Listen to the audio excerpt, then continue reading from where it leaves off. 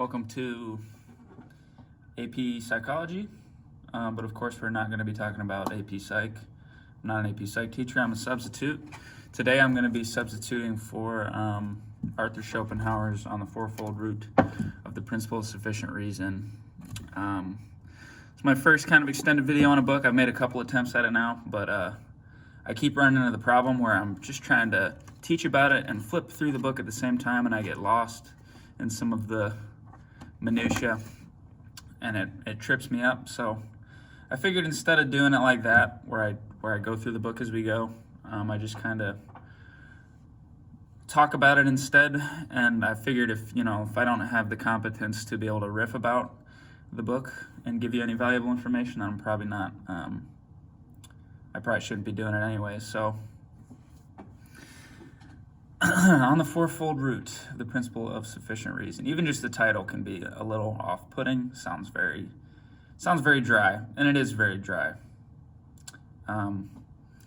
But if you're getting into philosophy, like I've said, Schopenhauer's a great place to start, and he insists that you have to start here to understand his system. Now, so the goal here today is just to give you kind of a rough outline of what this book is about, and maybe give you some tips for how to get through it on your own. It's really not that long of a book. My copy has really big words, and it's ends up being, I don't know, like 200 pages, but I think normally it's closer to 100 in the other editions that I've read. So it's something he published in, I think, 1813 as his, submitted it as his dissertation, and later kind of made it into the cornerstone of his whole system. So if you're not familiar, Schopenhauer's major work is called The World as Will and Representation. So he saw those things as kind of two sides of the same coin. He was monistic. He wasn't a dualist. He believed that everything. He believed that, okay, so if you're familiar at all with Kant's whole thing was that, well, not his whole thing, but one of his things, and certainly the one that Schopenhauer thought was the most worthwhile and profound, was his distinction between the world as we understand it and receive it, and then the thing in itself that would be independent of any human cognition or perception or whatever, just the world independent of the mind. And he said that we don't get access to the thing in itself at all. It's completely cut off from anything that, we completely don't have access to it.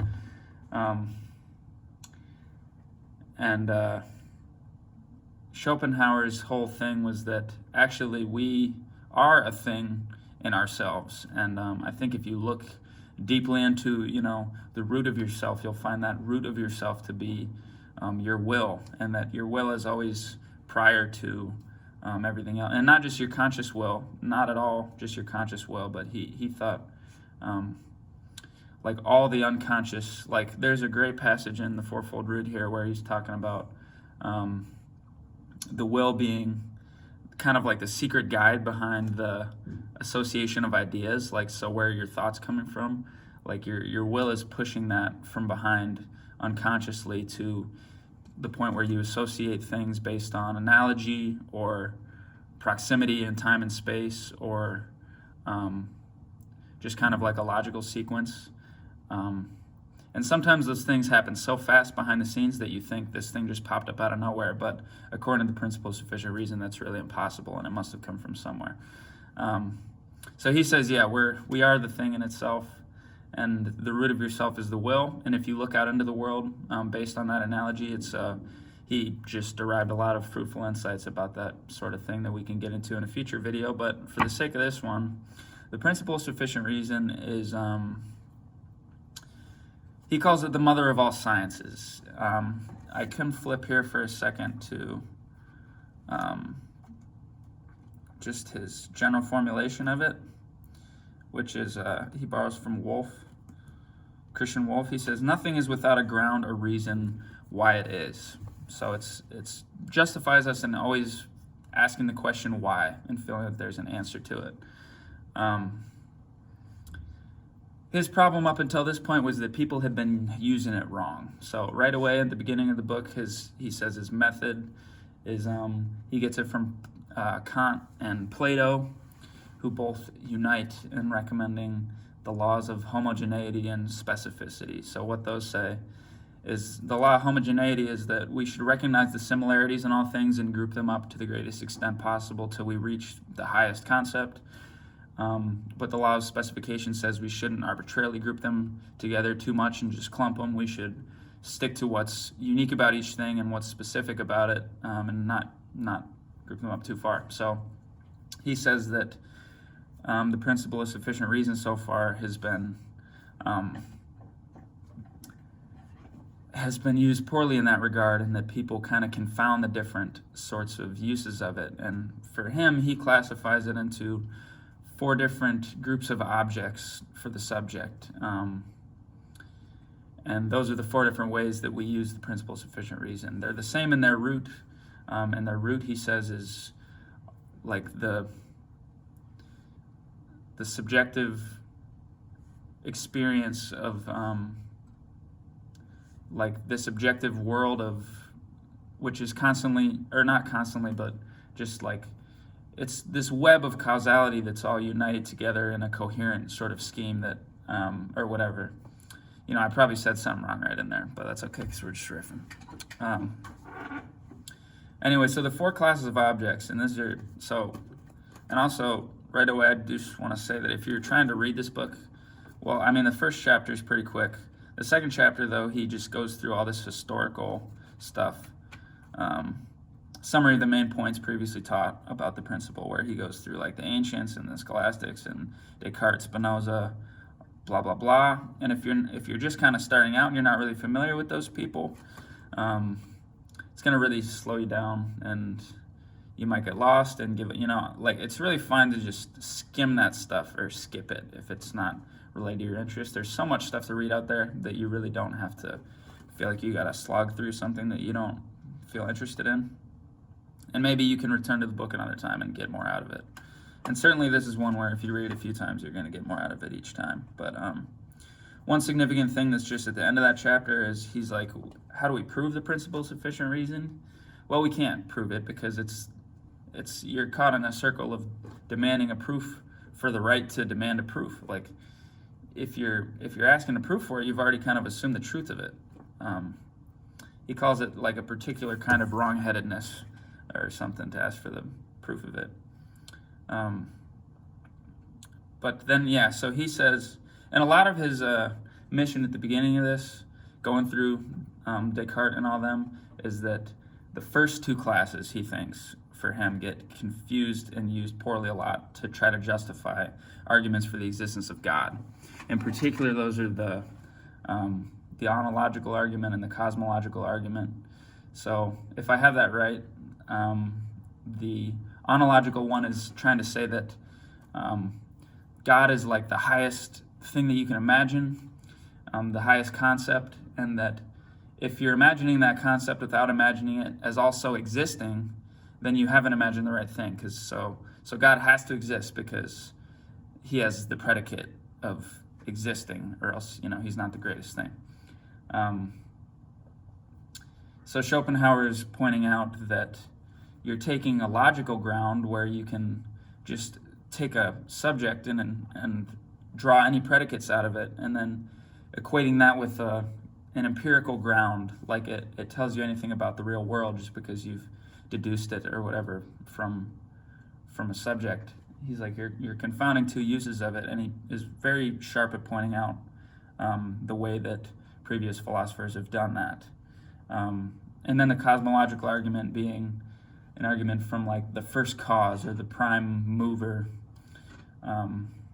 which we might be able to get more into later. But so a lot of this is theological. There's like a little section toward the end where he says, do these professors know what time it is? The church is tottering very badly, and a lot of people have been rendered unqualified for faith based on a growing amount of scientific knowledge and things like that, and it's not clear if the church is ever going to be able to recover. And I think it really points ahead to the whole point of time where we can see where Nietzsche was at when he was just proclaiming God is dead,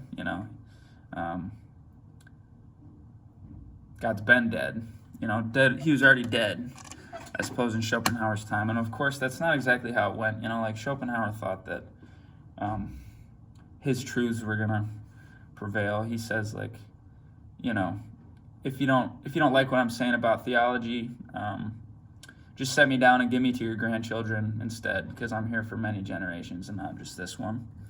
And he thought that Buddhism, which was more in accordance with his ideas, which was a very, like, maybe the world's most prominent religion at that time, according to him, was going to be kind of the dominant religion nowadays, today, and instead it's Christianity and it's Islam, which is a curious kind of development that we could talk about. And I'm not going to say my own opinions on these things because I'm not clear on them myself, but it's interesting seeing where they were at in this point in history anyways. So the first class of objects is just the empirical world as filled, like anything that you can take in through your senses and perceive. And this is by far the longest chapter of the book. Takes up a huge chunk of it, and it's a pretty tough one too. Complicated by the fact that sometimes he starts out these chapters in kind of weird ways that make it unclear what he's getting at. He'll just get into like transcendental idealism and all this stuff, and you're like, I don't know how to, skim ahead, wait till you just get to the principle itself, and read what you understand and skim what you don't, and you'll get it more as you get more and more acquainted with these things. But the first class of objects is this causal nexus that essentially unites Schopenhauer's whole world as representation. Everything that is object for the subject is related in a causal way, but not between object and object. Like the example that I think the introduction gives is like the sun isn't the object of the sun isn't causing the object, the snow, to melt, but it's a relationship between material states, where the entirety of one material state is the ground for the one that comes after it. It's the state of the heat of the sun and its rays emanating into the state of, crystallization of the water molecules that are freed up as the heat interacts with them and the snow melts in that way. Like it's a relation between material states and not objects.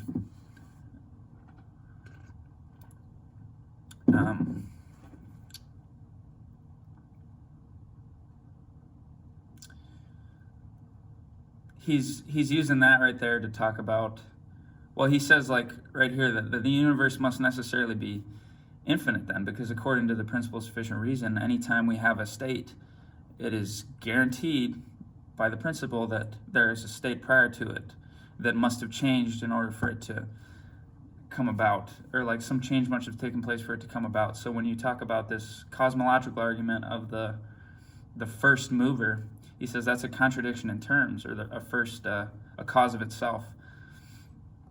There can't be any first cause that's a contradiction, because as soon as you arbitrarily pick some stopping point as the first, you're bound to ask, well, what came just before that, or whatever. And same with some arbitrary ending point. And he says the universe, therefore, is necessarily without beginning. And he gets into it a little bit in more detail that's interesting to read. Which I don't know if there's any consensus at all if the universe is infinite, certainly not any sort of scientific consensus. I recently heard that Brian Cox fellow predicate infinity on the world. But at any rate, something that Schopenhauer very often does is, and he spends a lot of time in this book on it, is say that, which is the second class of objects, basically. We'll just get into that then. So the second class, he calls it the principle of sufficient reason of knowing. It's logic, basically. if you're going to say that you know something, it gets that predicate true by virtue of relating to something else that is its ground. And there's really 4 types of ground for knowing, and that is an empirical ground, where if you've gotten it from perception, then there's no further need of a proof because it's right there. It's knowledge of perception. Logical ground is just where you can take like a syllogism that says, well, all men, I don't know, what's something we can say of all men? All men have genes, genetics.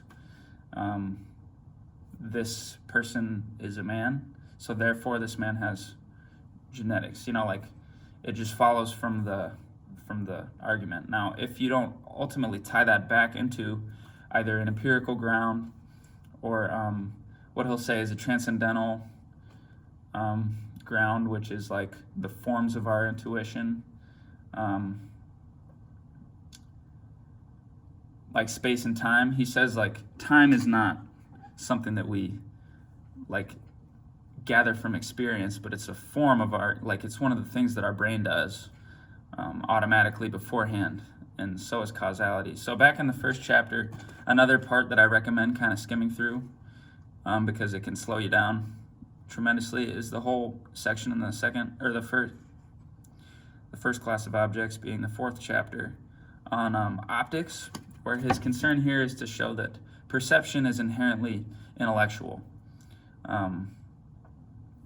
It's not like we just receive the world through our senses as is. Like our brain does a huge amount of construction to get it to where it is. So his point with optics was like, if we just received everything through the senses directly as it came to us from outside, everything would be fucking upside down and backwards, because that's how light comes into the eye.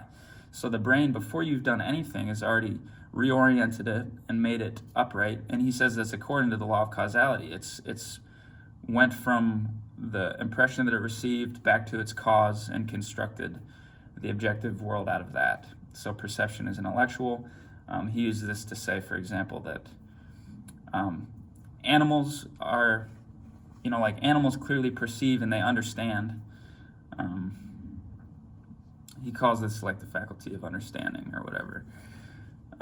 The sole function of the understanding is to apply the law of causality, which is the first class of the principle or whatever of becoming. So he's like, we're not fundamentally different from animals. They do the same thing we do, but we are different in the sense that we make abstract concepts in language, and that's the second class of objects, is concepts.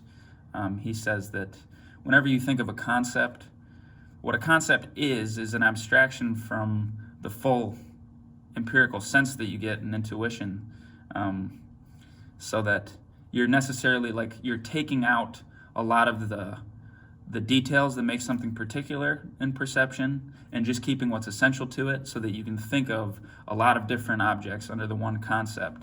And he's like, when you think of a concept and you try to imagine it and picture it,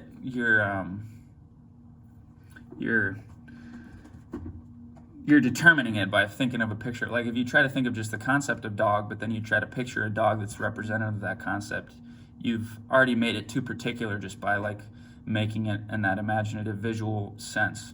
Like, well, not all dogs actually have the dog features that you're picturing. So concepts leave out a great deal to make them more useful and be able to think more things through them. And that's why he's saying, like, if these concepts are not drawn from experience, then they're just hollow constructions of your brain, and they're not like real concepts that we ought to be using. But philosophers all the time will just do all these conceptual webs of things that never actually tie back to the real world, and so they're just a waste of time.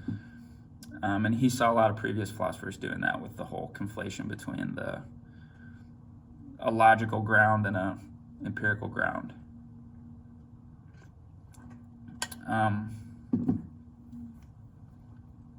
So that, the transcendental truths being like the forms of our intuition, space and time, that we don't learn about through experience, but we don't like conclude time through experience, but it's an application that was already there in our brain that we just do automatically. And these, the biggest ones for him, were time, space, and causality. And then metalogical truths are the last one, which these are just like the top laws of logic. Like a thing cannot be simultaneously true and false of an object. Like this can't be, I don't know, my phone can't be recording and not recording at the same time in the same respect, or something like that. I gotta make sure this is still going. Okay, and it is. All right. Welcome back to AP Psychology.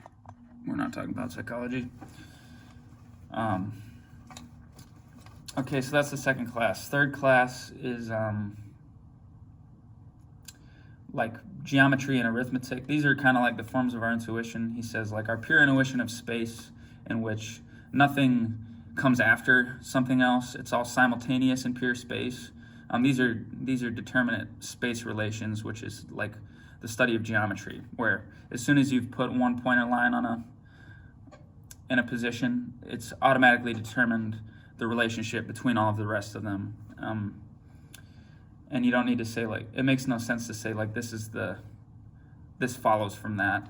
And that's why he has the third class. He doesn't just stop at the first two, because he's like, we don't justify the laws of geometry in terms of cause and effect.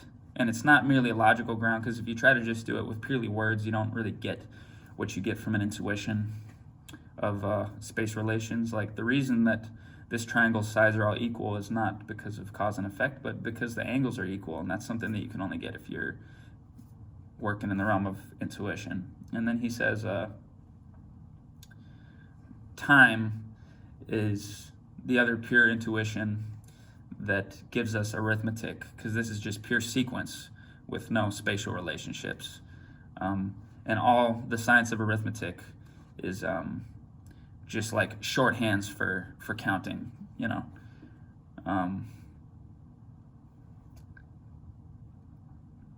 So he gives a really awesome demonstration in this chapter of what he means when he's talking about this geometry stuff, because he's like, Euclid in his axioms was doing like logical proofs with these things, but it's never satisfying to try to understand geometry from words alone. It leaves you with kind of an empty feeling. And, you know, Pythagorean theorem, a squared plus b squared equals c squared. He does this in this book and in his major work too, where he gives this little figure that shows, like, if you take, see if I can find it here. He gives a few geometrical demonstrations, which fucking I skipped my first time reading it. You can skip them too if you want to get back into it later. But there's like this figure here, where it's like, well, if you take A and then literally like make it into a square it, and then B and square that, well, you can just count all the halves and realize that C squared is the same amount of space, you know? And that was the most satisfying thing I'd ever heard for a geometrical proof, and he shows what he means there. But once again, skim the shit. You don't need to, like, if you're, like, some of the geometrical proofs that he gets into are just, like, pretty tedious. And then the last class of objects is self-consciousness. And this is the one that he says is the cornerstone to his whole metaphysics, the self as an object. And he says you don't know yourself as a knower. You can't. It's really kind of a tricky passage, and I'll see if I can find it. Third class, fourth class. There's no knowledge of knowing, since this would require that the subject separated itself from knowing and yet knew that knowing, and this is impossible. And he's like, just see if you can know something but not know that you know it. At the same time, I don't know, you know, exactly how he says it. You should go read it. This is a low quality education here, so go to the book itself. But it really gets into the transcendental idealism kind of thing. Like, if like we're trying to think about the world independent of humans, but as soon as you have conceived of any object, you've determined it in a subjective way, so that you can't ever meet with anything but the subject when you try to think of the object in abstraction. And my favorite thing here is that, yeah, so he says, like, you always know yourself as will and not as like a knowing thing. And this is kind of like maybe a Descartes. You know yourself primarily as willing. And the fact that you like look into yourself and find yourself to be will, he calls like the miracle par excellence, that the object of or the subject of knowing and the subject of willing are the same thing, that's possible, is just the miracle par excellence. It's the knot of the world. It's what ties this whole thing together. And I always think about it like I have an infant. I have like 3 kids, 3 boys, and my youngest one is just like 4 months old right now. But they all did it when they're first like moving around, and they realize that they have hands, and they look at their hands and they realize that they can willfully move them. They get their eyebrows go like this. They're like, holy shit, it surprises them. Which I don't know if that's a corroboration or not, but at least that's one way to think about it. Anyways, so see if there's anything else here. I don't know. I think all the transcendental stuff would be better gotten into at a different time. I think we've done mostly enough for this one. Anyways, great book. And, it is a great introduction to his thought. It's really like the world as representation, and he explains how it's all tied together. You have your pure forms of intuition, of time and space, and these are filled with material, which is pure causality that's indeterminate. And as soon as it's indeterminate, as soon as it's like determinate, that's empirical reality as filled.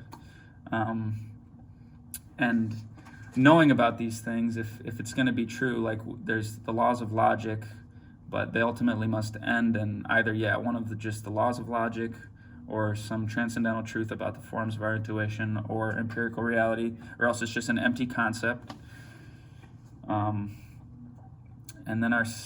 then he explains how geometry and math fit in and why they're so certain, and then turns to the will and gives us an outlet to the whole rest of the system or whatever.